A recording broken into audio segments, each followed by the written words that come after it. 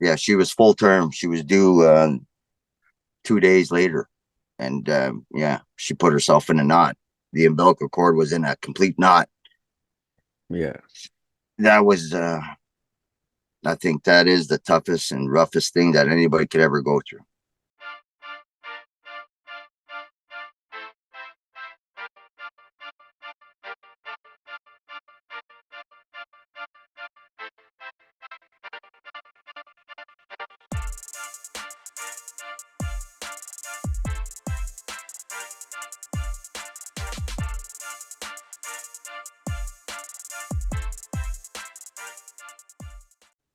Real Talk with Star Scorpio, season 10.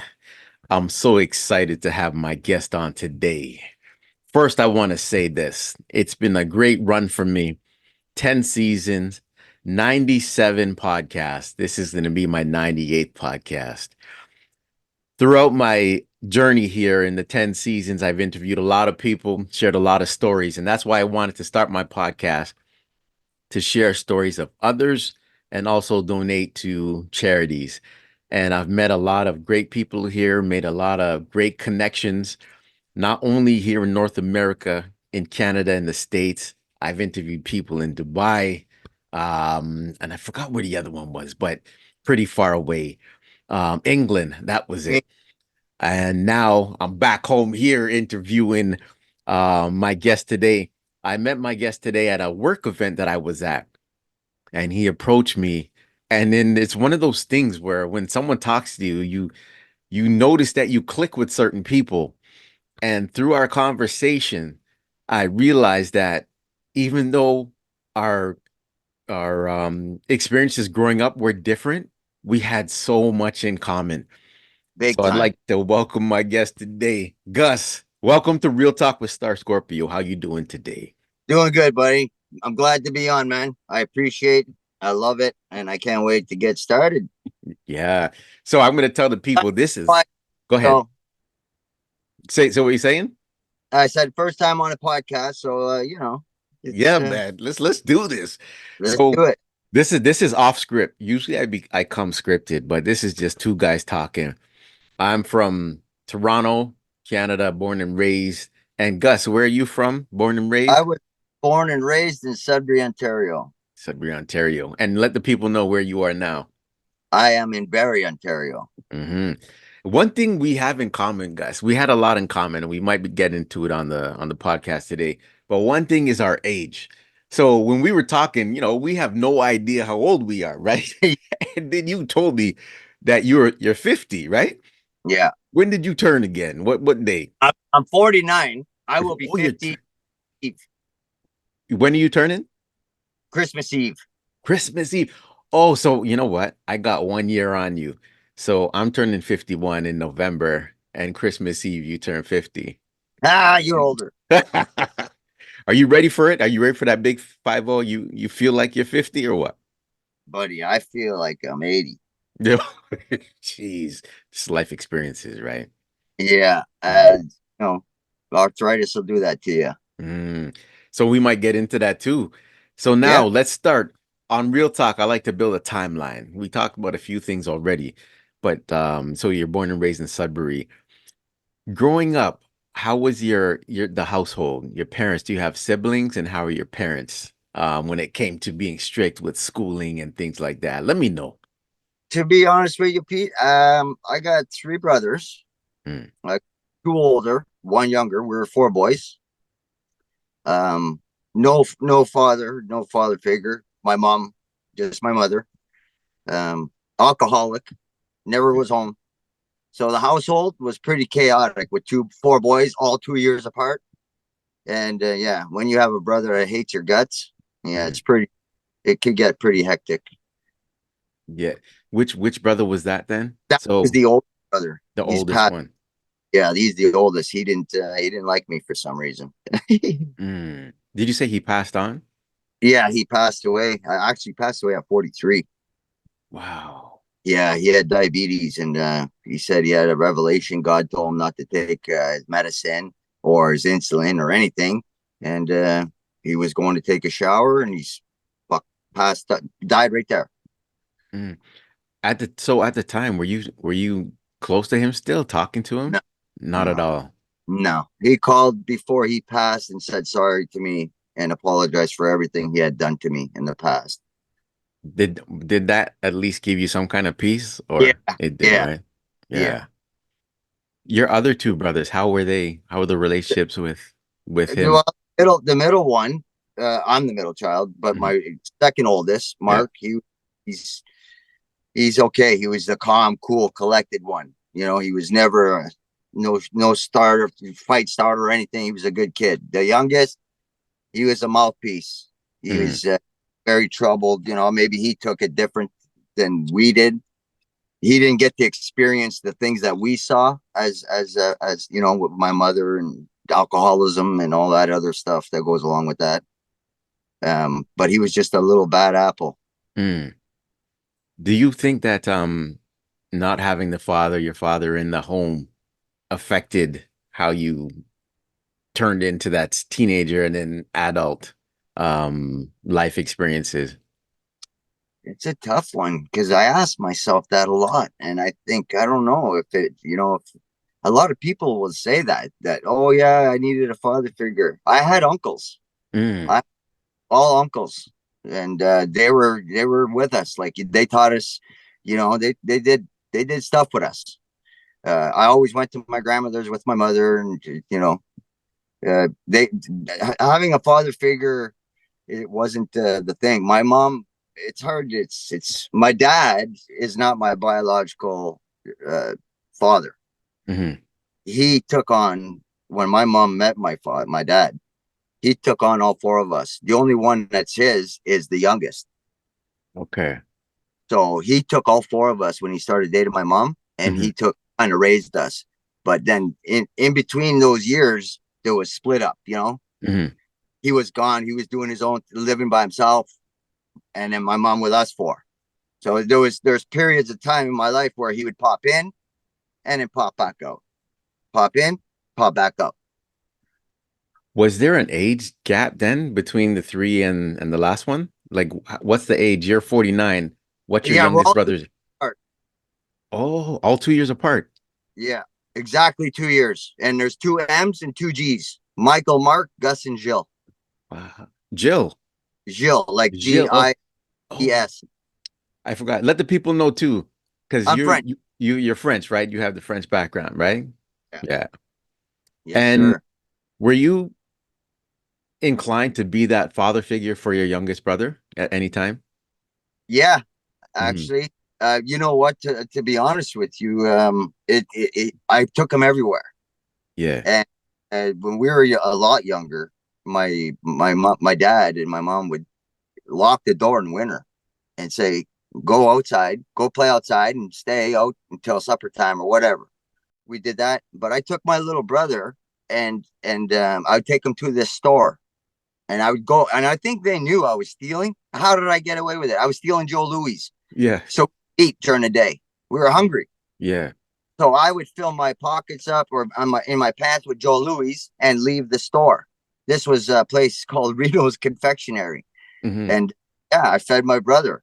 And then as a little bit older, I think I started getting abuse, giving him abuse because Oh, I thought it was normal. My brother abused the shit out of me. yeah. I wound up beating him up at a gas station, and some guy said, "Hey, what are you doing? He's my brother. Leave us alone. You know, I'm allowed to Yeah. beat up." But that's there's more fights later on in life that we got into, like a lot of fights. But yeah, Hmm. as a child, yeah, it sucked when you told to get you got to get out and stay out. Man. You see, this is why it's so different. Like we're around the same age, as you know, but our childhoods were so different, you know? So even when you were speaking to me at the library with a lot of the stories you're telling me, our experiences are so different. It's so crazy. Um, So so now, different that we see the same. We see the same. How would I say that? I know our thought We patterns got and high everything. together. You know what Yeah, I mean? yeah, yeah. Um, so now there's a lot of issues with the home life too, but now school. how did you navigate through school then? So I'm talking about public school first. How was your public school experience? Because I think I knew a lot of kids in public school that didn't have like that home life that you really would want for a child, and we knew them in school, right? Yeah. The way they dressed and things, and then they sometimes didn't have lunch. And then you I, don't realize it because they're still your friends and you don't realize what's going on at home. Can you that's tell me right. a little bit about that public Uh, school first? exactly how you explained it is exactly what I went through. Mm, Uh, I had a teacher in grade three, and you don't know better. How old are you in grade three? Here, big garbage bag full of clothes. You know, she would take that to my mom and give it to us yeah. for clothing. Wearing the ugliest sweater, shitty bell bottoms. Hmm. You know, I was in a special class when I was young, and I don't think it was because I was unintelligent. I think it was because I didn't want to learn and I didn't Mm, want to live. I was being abused by my brother, yeah. and my mom was an alcoholic. That was embarrassing. Hmm. So what does a child do? He rebels. Yeah. I could You, see it, man. I was, I was a little guy. People tried to, you know, even at that age, even grade 4 or 5, people mhm, try and bully you and talk down to you. Oh, you're a bum. You're on welfare. You know, shit like that. yeah. And I've heard it all. Gus, is it one of those things where I would hope though, like you had the older brothers, were they at least protective when it came to other kids bullying and all that, or were they not there for you? Because I'm sure you went to the same school, right? No, I didn't go to the same school. I didn't. Okay. No, I have no memory of my brothers Hmm. as a child, like in grade 3, grade 4, and I don't remember my none of my brothers. Just me being transferred from school to school to school to school. Yeah. We move until high school. Then my brothers were there. They knew the names. Oh, Oh, that's my brother. Oh, that's Mark's brother. Yeah, no, oh, in education, there's Gus. Yeah, oh, okay. Yeah. One thing I had to ask though, um, my brother and I, when we were younger, we looked alike. So people, we're not even twins, but people would call me his name, David, and then they call him Peter. Did you get that though? Did you guys look alike? Where it's no, like we all where the look people different. can tell or no? We look different because we all have different dads. Oh, different dads. So no one took after who looks like your mom? Anyone? Well, we kind of all do. Like my Oh, mom has these certain brown eyes. Like I have brown eyes. We all have brown eyes. yeah. And, as a kid, I was very blonde, really blonde. Yeah. Like, Hmm. but and it's my brother Mark. He's dark hair, dark beard, Hmm. dark. My youngest brother, he takes after my dad. Redhead, red beard. You know, Oh, okay. reddish, very Hmm. very pale skin. But Hmm. my brother, the one that's older than I am, the 2 years older than me, Hmm. Mark, we dress the same. We used to dress the same, and Hmm. people knew we were brothers. Okay. Yeah. Okay. So now you told me about the public school experience and then forget about junior high. Now you transitioned to high school. Did you finish high school and how was that experience? Because again, if I continue to what I'm saying, there's a lot of guys I know that had the home life, then they go to high school. And again, I liked what you said too.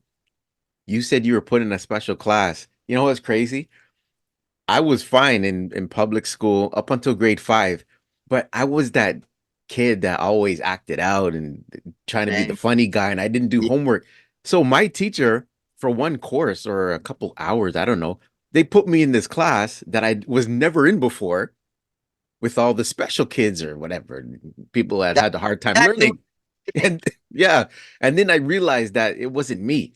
So what happens in high school now, a lot of the kids that were in the special class or whatever, or have the bad home life, they end up dropping out yeah. around grade 10 or 11. And let me know your experience. I had gotten told my whole life, "You're a dummy. You're a dummy. You ain't gonna go. You're not gonna graduate. You're not gonna make it." I was a punk in high school, and you're like you said, when I in primary school, Mhm. I acted out. I was a class clown. My way out was trying to make people laugh Yeah. and be that guy, just so I didn't get made fun of, kind of thing. So I made it in high school. When I transitioned to high school, I was a punk. I was a badass. I did some nasty stuff. Mhm. Uh, but I did graduate. It took me a long time, took me 6.5 years, but I got there. And Ah, it's due to a few people, some guidance from a guidance counselor. But I wanted to prove them wrong, that I'm not just a dummy. You know what I mean? yeah. I wanted that piece of paper that said, yes, Gus Abar graduated from high school. Amazing, Gus. Um, One thing I like to ask people though, because if I think back to public school, junior high, high school, there's certain teachers I remember that helped me out along the way. I want to know if you had, do you remember anyone by name where you can say, yep, Mrs. Thing, she really 100%. was there for me. Can 100. you drop some names? Do you remember? JC Chalet is the guy that saved me. I was in a history class, and I wound up, we were antagonizing this guy, me and a buddy of mine. And in the special class, this was grade 9. And we were like 6 people in his class. Well, there was only me and him that day, me and my Mhm. buddy. He gets kicked out because we're antagonizing him. I don't know. We were saying, you're a teacher. You ain't fucking nothing. You ain't gonna do nothing. What are you gonna do? He Mhm. gets kicked out of the class and get told to go stand outside the hallway. So he closes the door. And I guess he figured, oh, I got this guy by himself now. Mhm. Something happened. Something was said where he grabbed me by the scruff of my shirt, and then I grabbed him by his jacket. He wasn't a big man, and Yeah. we were tucking around, and the desks were flying everywhere. And I just remember throwing him against the back by the windows. There was a radiator that the Yeah. heat came. Mhm. Buddy opened the door, and he just looked back. He says, "Fuck Gus," and he shut the door. Mhm. So after all that commotion, and after he opened the door and closed it, that kind of ended our little piff, our little tuss around. So Yeah. I got my stuff, I grabbed my bag, I grabbed my books, and I was pissed and I was crying. I left. I walked to my locker and I fuck this school, f this school, f this school. I'm done with it. Mhm. I was hurt, first of all, because of my childhood, you know what I mean? And then this guy I was abused, number two. And this Mhm. guy puts his hand on me, and he's supposed to be a teacher, Yeah. right? Mhm. So I felt kind of, I don't know. Of course. I don't know. That guy, JC Charlotte, came up to me and he saw me wearing gold chain rings and stuff. That's another story. Mhm. But he saw me and he came and talked to me. He said, "What's going on? Come here, come talk to me." And I was crying and I just kept saying, "F this, I'm done. Mhm. Grab, come talk to me. Come talk to me like a man. Come." He brought me in his office and let me tell you, he saved me. He saved me. He made me feel very, very, very comfortable, Mhm. very, very warm. Mhm. He made me feel like a human. Mhm. I'm gonna get emotional, man. I, yo, Gus, I was just about to ask you that. I've done so many podcasts, and when you hear people talk about their stories and they're reliving it, I was gonna ask you, do you feel that moment again while you're telling me the story? 100%. Yeah. Thanks for sharing that, man. Thanks for sharing that. You He know, saved me. He did it. mhm, He said, "You want to go to school from 8:15 to 11?" Sorry, man. don't worry. "Do you want to go to school from 8:15 to 11:30? Correspondence, my class. You come to I guess he owned this class or whatever, Mhm, and correspondence work. And then from 11:30, you leave and you go to work for the rest of your credits." mm, Fuck, sign me up. yeah. He said you could have smoke breaks, you get a coffee break, you could do this, you could do that, blah, blah, blah. I knew some people in this class, very good friends of mine that were in this class, not just because they were, I don't, today, these people are very successful people. Mhm, The two of them, mm. they're married now. And I can't, like, they married each other. They Oh, known each other. yeah. And they're very successful. I decided, you know what, I'm going to do that because I'm better off being alone, doing my correspondence with other people that are doing the same thing as I am, where Hmm. I'm not ridiculed or abused by a teacher or whatever. They treat you all the same. You get a break, you get this, you get that. And then after, when he asked me, what do you like to do? I told him I like to work with my hands. I like Yeah. fixing. So he wound up bringing me to a shop. Lo and behold, the owner of this shop was just a mom and father and son shop. Hmm. The son went to the same high school as me. Wow. The father knew my mother his whole life. Wow. So, and that came out later. Like, you know, and when I first got there with this teacher, he said, "Will you take him off for correspondence?" Blah blah blah blah blah. Yeah, oh no, no problem. So I wound up working there for 7 years, 6 years. Okay, so then let's fast forward now. Wait, first I'm going to ask you, do you know where that teacher is now? Jace, do you know where he is or you lost him? No, I would love to find him though. I don't know if he's, oh, excuse me, if he's passed. I have no idea, Pete. But I tell you, I'd love to find this guy. I Mm, even relatives. Like I don't know how to get started on that kind of stuff. But I'd yeah. like to. I seen him one time because they have a chip stand.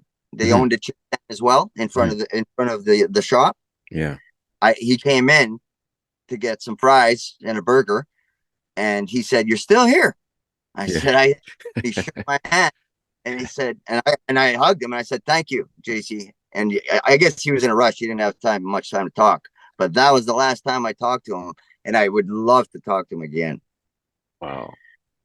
Yeah, those teachers or even those relatives or friends that have the impact on your life, sometimes you want to go back and thank them because your life would have been different.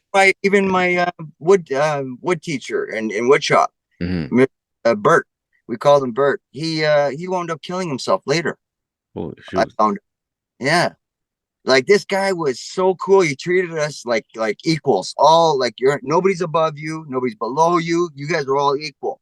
I made my dad a beautiful clock out of this nice wood, Yeah. and the thick varnish on it and the Yeah. coating oxy. It was, oh my god, this guy was just great to us. Him too is a good guy. And then I did go back to my high school Hmm.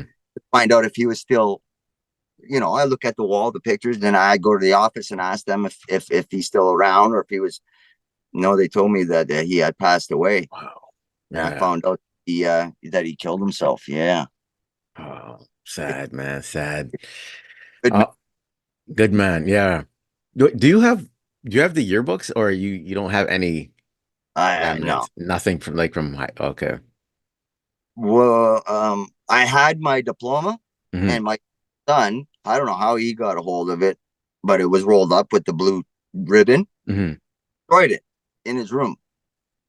I Oh, don't know. wow. That's the only. I have nothing left. And my youngest brother. I played hockey my whole life. Hmm. My brother. He broke every trophy I had, cut up every medal I owned, and my ribbons from track, and Yeah. quite everything. I have nothing left, nothing left, and that's that. I Wow. resent. I have a lot of resentment for that, for sure. Yeah. All my goals and achievements, nobody came to my banquets, my hockey banquets. Hmm. I was by myself. I went by myself. It was pretty kind of lonely, actually, if you think Yeah. about it. By myself. I had nobody. Nobody took me there. I took my bicycle there. Oh, coach would pick me up sometimes. My mom would try and ground me for my hockey games, and my coach would tell her, "He can't Mhm. ground him for hockey games. He's got to play hockey." Yeah. So he coach helped too. Yeah, So, okay, transitioning then.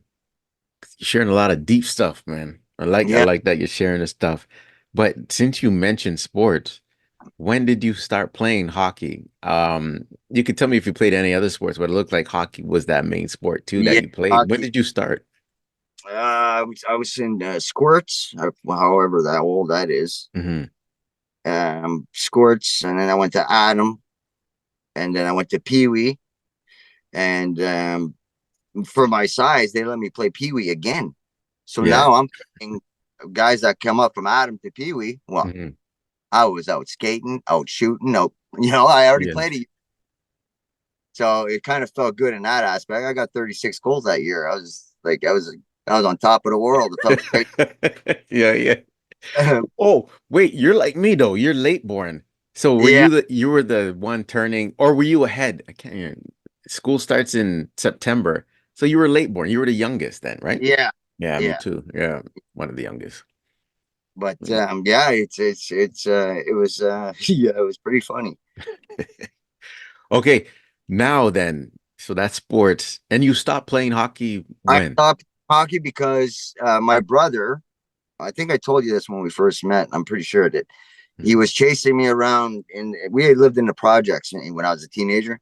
Yeah, In the house, it's like an open concept: kitchen, living room, the hallway. You know, you could do around. yeah. What chasing me to kick my arse, Hmm. and I hit a chair that my mom had had from the 70s, and Hmm. they were solid steel. The angle of the chair, like you got a leather cushion, and then you had the legs.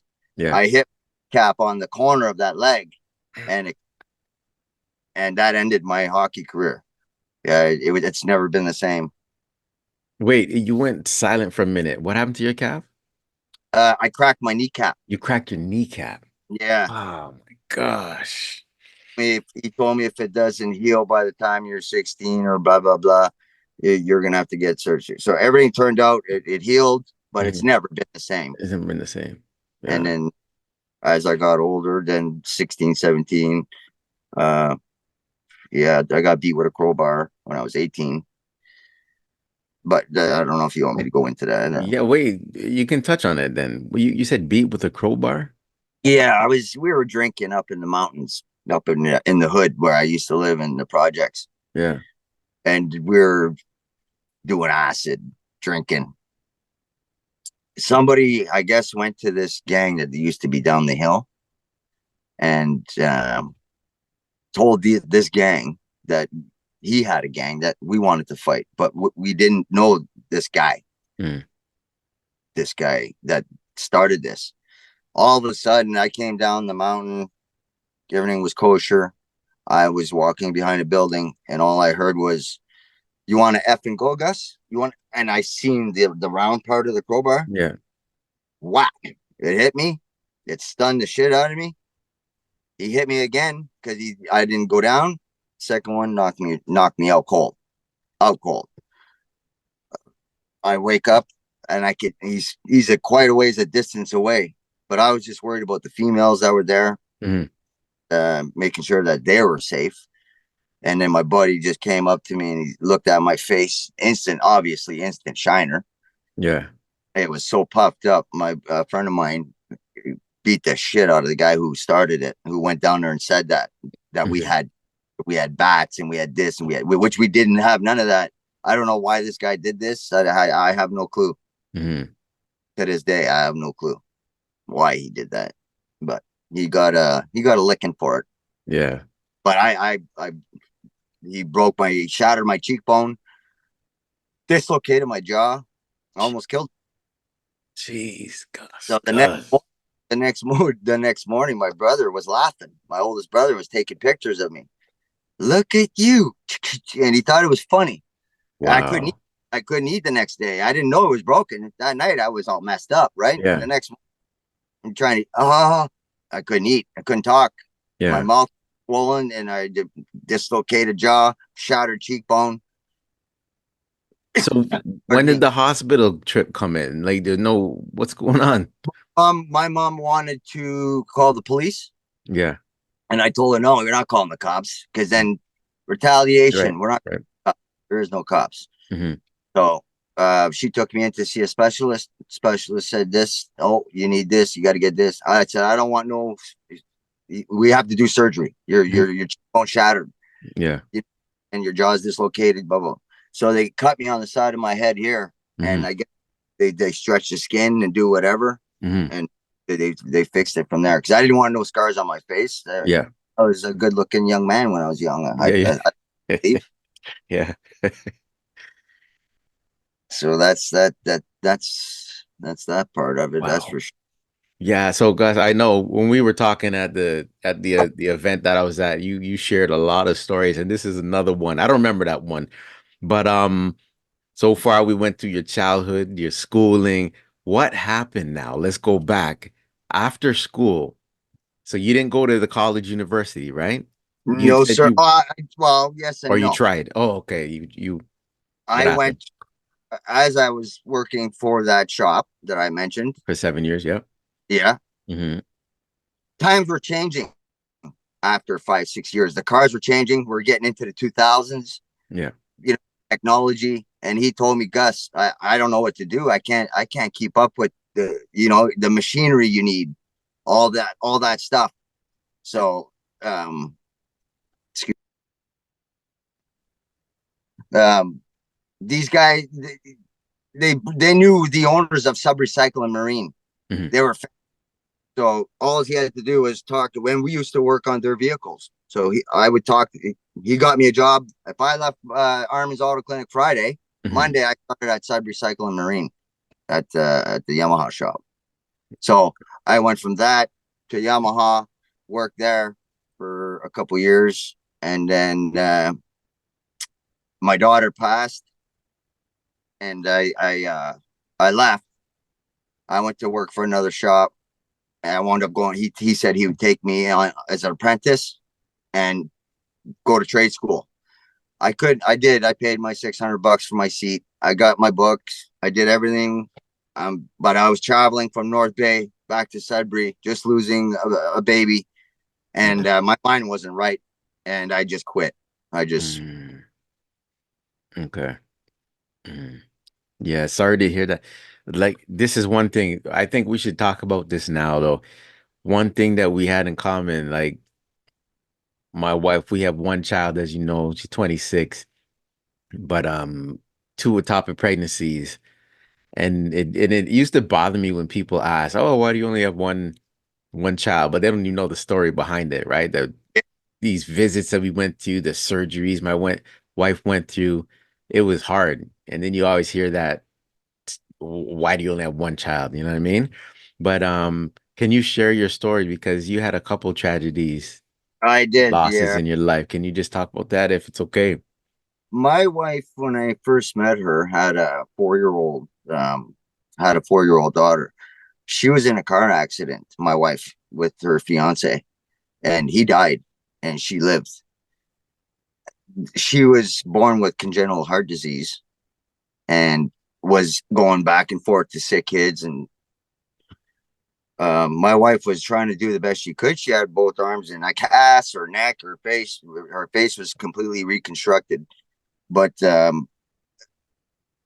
she had passed. Renee passed at the sick kids.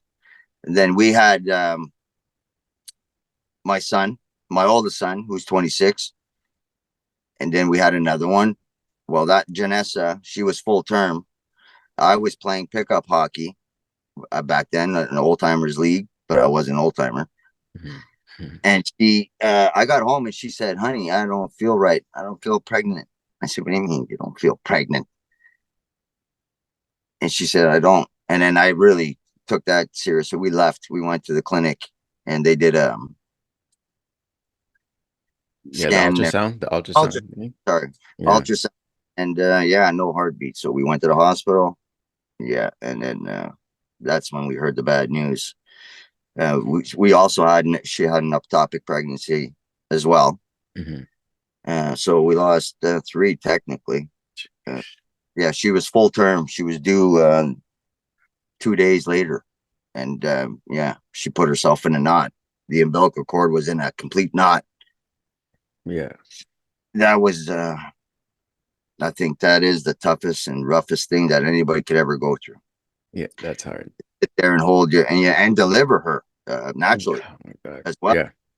Hold your baby, thinking that you're. My mind was playing tricks on me, Pete. And you thinking she's breathing, but she's not, and this and that. At the doctor is saying, help her or whatever. You're in a different. I felt like my spirit left my body, and I was looking at myself, looking at this whole situation. It just bewildered me. It was something that I never expected. I thought, obviously, you don't expect something like that, but tragedy. Things happen for a reason. I guess I got two beautiful boys. They're awesome. They're Mhm. you know. But I don't never forget these kids that we lost. Yeah, Never. yeah, And when you you can never forget. bring it up, like you say, you people will say, well, "Oh, you got two boys." I can't leave them two girls out, right? Yeah. I got to say it, and then they feel uncomfortable. They Hmm. some people feel uncomfortable. Oh, I'm so sorry. Yeah, I don't know what Yeah. they feel, but I have to. If I don't tell them, if I don't mention those two, Hmm. then I feel guilty. I get it. Yeah, You know, I get it. Yeah, these are the things that some of us have to go through in life. And I know a lot of people have been through a lot of tragedies themselves with family members. But yeah, when we talk about un- our stories, we still went through things, and you went through a lot more that we probably can't even cover in one podcast. But that's no, one of the things that connected me to you when I heard about that. And then knowing that your son 26 and my daughter's 26, yeah, same age, you know? So it was, your anniversary. yes, you remember, yes. Uh, Okay, Gus, I think this is the perfect time for me to ask the would you rather question. This is going to be interesting, Gus. okay, And then it's followed by four other small questions. But let me know, would you rather visit your younger self and give them advice for the future?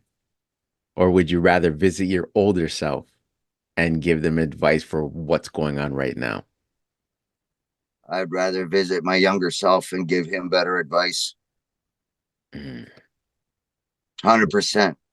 You want to expand? What would you tell them? Mistakes when I was young. I did a lot of nasty things. And if I could turn back time, I would tell that young Gus that there's a better road to go on other than, the criminal side or the good side, or just more, let him more wisdom. That's all I would have said. Mm. I Oh, can't blame I can blame all the things I've done on my new father, know this, I was molested, or my brother beat me. None of that, it has no effect on it, I don't think. I think we all make a conscious decision to hang out who we hang out with. mhm. That's just the way it is. I could have said no to half the things I've done. That's another podcast, Yeah. obviously. But I would go back and tell my younger self. Yeah. Mm. I, yo, out of all these podcasts I did when I started asking this question, you hit on one word there, more wisdom. So I've heard many things around the same lines of what you're talking about, but you that one word said it all too, man.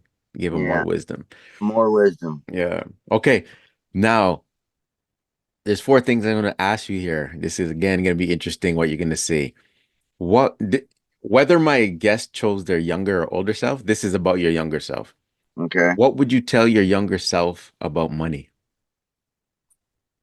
Money is the root of all evil. That's what I would tell him exactly. I don't come from money. That's for sure. Never had it. Never probably will have it. But it is the root of all evil because money controls everything. And it can make people do some nasty things. I've seen people fight over a couple $100 at a funeral, over over a truck that's only worth $3,000. You guys are fighting over money. Even my own mother's death when they were arguing over stuff. It's like that. It's money, the root of all evil. Mm, 100%. facts. Next, what would you tell your younger self about family? I would tell my younger self about family. Love is key. Show love. Express your emotions. Don't keep yourself bottled up. You got to let that stuff out because it bites. It affects people that you don't even know it affects. That's yeah. So true. Next one, what would you tell your younger self about friends? There's a quote I heard. Don't get me wrong. I love friends, but some friends will stab you in the back. Mm, I have only a couple of true friends that I could call and say I need this, I need help, I need. Anybody could say that you're a friend. yeah. You know, it's whether they're there for you mentally, spiritually, emotionally. whatever, not financially or hey, I need $10 there, Johnny. No, a real friend, a Yeah. real friend will be there. And I have one of them, and I grew up with him when I was little. And he didn't judge his mom. He went through the same thing I went through, like except for his dad was the alcoholic, drinking with my mother. My mother was serving his dad, Mm. but that's another podcast. Yeah. Pete, You got stories. You got stories. I Uh, do. I got bro. last one. What would you tell your younger self about love? Hmm.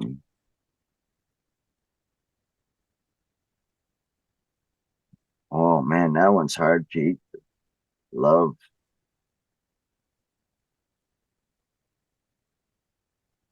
I tell my younger self about love that there are people that love you. There's people that love you, even though your struggles or what you went through when you're little. You're talking about my little self. So I would tell my little self, there's people who love you. There's people who love you. You know what? That just You're making hit me there me because cry twice on this podcast. wait, say that again? You made me cry twice on this Oh, podcast. wow. Yo, Gus, that one hit me there. You know why? Holy shoot. I got to tell the people one time when we were talking at the event, when we were talking, we both got goosebumps over Got something. goosebumps. Yeah, at the same time. And I believe it's because we had so many similarities and something you were saying that I was like, oh my gosh. But this one gave me the same thing, Gus, because, oh man, I'm going to try and get it out. Get it out. So when kids have that hard life, they don't think that there's anyone that loves them out there. And you know, being around for so long, 50 years, you know, I watch a lot of TV, a lot of movies, and then I know in real life, you hear this, whether it be fiction or real, you always see if you see a young kid, and when they don't know that someone cares about them, it really affects them. And then they act out. They become the drug addict, the alcoholic, the fighter, and things like that. But imagine that, Gus, your older self, you went down and saw your younger self and told him that. You know what I mean? Yeah. People Things would love have you. been Yeah. wow. Yeah. Because you think they don't, right? You think everybody hates you. Yeah. Yeah. It's tough.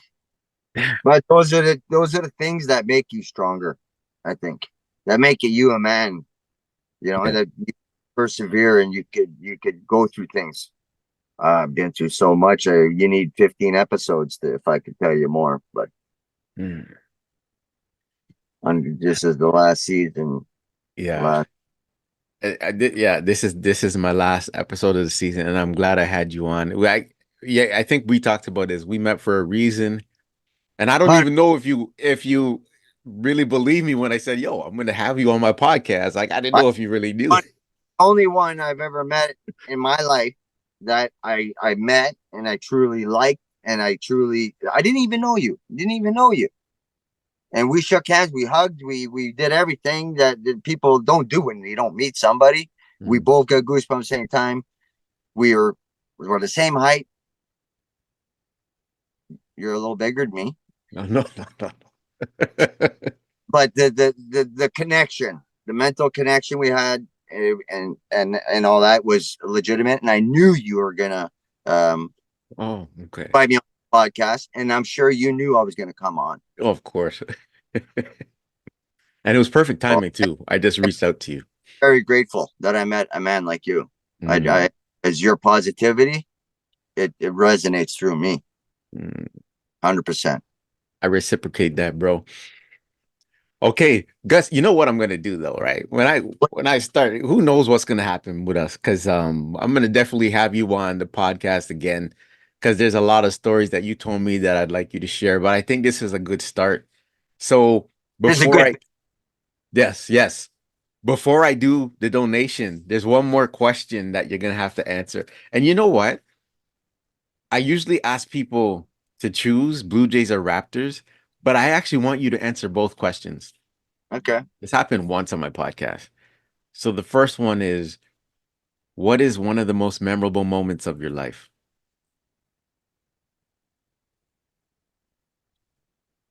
Bad or good? Yep, it's up to you. Um, carrying a casket for a 4-year-old girl,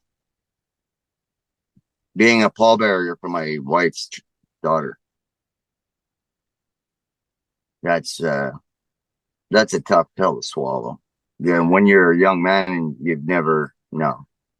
That's yeah, I'd have to say that. Sorry for being negative, but that's the only memorable really thing that is the most memorable thing for me. No, that's not memorable. That's not negative. That's pure and real. Yeah, And that is that'll never leave that my mind. yeah. Man. Yeah. Um, well, I'm glad you shared that. You're hitting with some memorable things that I haven't heard before on Real Talk. Um, Honestly, hey, the podcast is real talk, and we're real, and you they're and I. real. Yeah. All right. So now the second one, Gus. Yeah, Name one challenging thing you had to overcome in life. drugs, pills. You wanna expand? Are you talking about I'm talking like about yeah, painkiller pills? Or are you painkiller talking about okay. painkiller pills. Yeah, that's the yeah, 100%. That was the toughest thing and the best thing that ever happened to me. But yeah, the withdrawals you get from that is I don't recommend that for anybody, but I would do it again 3 times over, 10 times over. Mm, The withdrawals are 30. I went through 36 days of fucking hell. But you know what? It's worth it. It yeah. was Thanks for sharing. Yo, I don't know if you noticed, but you're a strong guy, man. You know, when you've been through so much, when people have so much trials and tribulations in their life and challenges, it's so easy to give up. And we didn't talk about that because even me, sometimes I want to give up in life. Like you just had enough, right? And really you just keep pushing because you got support. And when you don't know you got it, you got it. So I don't know if you've been through the same thing, but sometimes you're just like, this is too hard. This life is too hard. But mm, brother. I could tell you, but that's for another podcast and another story. mm, So um if you want me on a podcast and you want real truth, then I'll be happy to be on any podcast and tell you exactly what my brain was going through at many times in my life and what I did and what happened to this and that. yeah. Yeah. But that was the one thing that I was the question. Yeah. Yes, Yeah. Yeah. That's good. Congratulations to you, bro. thank you. Okay. This is it. Yeah. Before I close and say where the donation is going to go, is there any final words you have for anyone that's listening or watching Real Talk last episode of season 10? Yeah, I think that key word right there, real talk. We need more of it. We Mm, need people to be real. No bullshit, no this and embellish this and that. And yeah, I caught a fish. It was a 12-foot this, that. No, no, you caught a little perch. You yeah. know, just be real, and the truth. The truth will always prevail. The more you tell the truth, the better it is. Lies, you can't come up with them. You keep lying, and you need to get backtrack. When Mm, the truth flows, right? yeah. You could tell stories, you could tell this, you could tell that. You can't always remember your lie. It never happens. Mhm. Only sociopaths remember their lies, So true. right? So So I true. just read just your podcast, so right there it says it right there. Real talk. Mm, I would I encourage people to just be real, be mm. who you are. Right. Thanks for sharing that, Gus. It's been a pleasure. So, the, Thank you. yes, the donation for season 10 is going to Liam's mission.